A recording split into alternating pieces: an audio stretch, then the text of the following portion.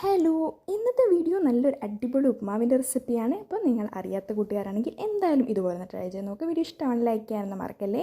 അപ്പോൾ ആദ്യം തന്നെ ചട്ടി ഒന്ന് ചൂടാക്കി അതിലേക്ക് വെളിച്ചെണ്ണ ഒഴിച്ചൊന്ന് ചൂടാക്കിയതിന് ശേഷം കടുക് പൊട്ടിച്ച് അതിലേക്ക് ഞാൻ കരിവേപ്പില ഇട്ട് കൊടുക്കുന്നുണ്ട്.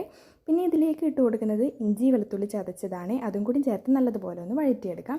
അതിൻ്റെ പച്ചമണം ഒന്ന് മാറുന്ന സമയത്ത് അതിലേക്ക് ഞാൻ സവാളയാണ് ചേർത്ത് കൊടുക്കുന്നത്. ഞാനിപ്പോൾ ഒരു പകുതി സവാളയാണ് എടുത്തിട്ടുള്ളൂ. അപ്പോൾ അത് ചെറുതായി കട്ട് ചെയ്താണ്. അതും കൂടി ചേർത്ത് നല്ലതുപോലെ ഒന്ന് വഴറ്റിയെടുക്കാം. അപ്പോൾ ഇതൊന്നും വഴന്ന് വരുന്ന സമയത്ത് അതിലേക്ക് ഞാൻ പിന്നെ ചേർത്ത് കൊടുക്കുന്നത് ക്യാരറ്റാണ്.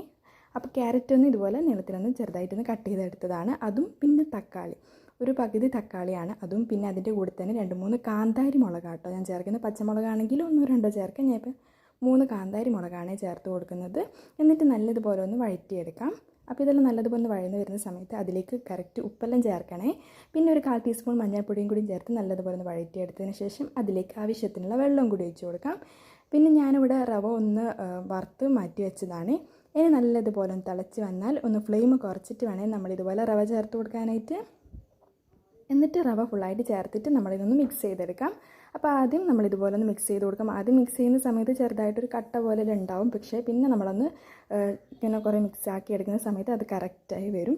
അപ്പോൾ ഇതാ നമ്മുടെ ഉപ്മാവ് നമ്മളിങ്ങനെ മിക്സ് ചെയ്തുകൊണ്ടേ ഇരിക്കുക. അപ്പോൾ കട്ടകളെല്ലാം പോയിട്ട് നല്ല അടിപൊളിയായിട്ടുള്ള ഉപ്മാവ് ഇവിടെ റെഡി ആയിട്ടുണ്ട്. അപ്പോൾ നിങ്ങൾ എന്തായാലും ട്രൈ ചെയ്ത് നോക്കണേ. വീഡിയോ ഇഷ്ടമാണെങ്കിൽ ഒന്ന് ലൈക്ക് ചെയ്യാനും ഷെയർ ചെയ്യാനും സബ്സ്ക്രൈബ് ചെയ്ത് സപ്പോർട്ട് ചെയ്യാനൊന്നും മറക്കല്ലേ. അപ്പോൾ നിങ്ങൾ എന്തായാലും ട്രൈ ചെയ്ത് നോക്കണേ. അപ്പോൾ താങ്ക്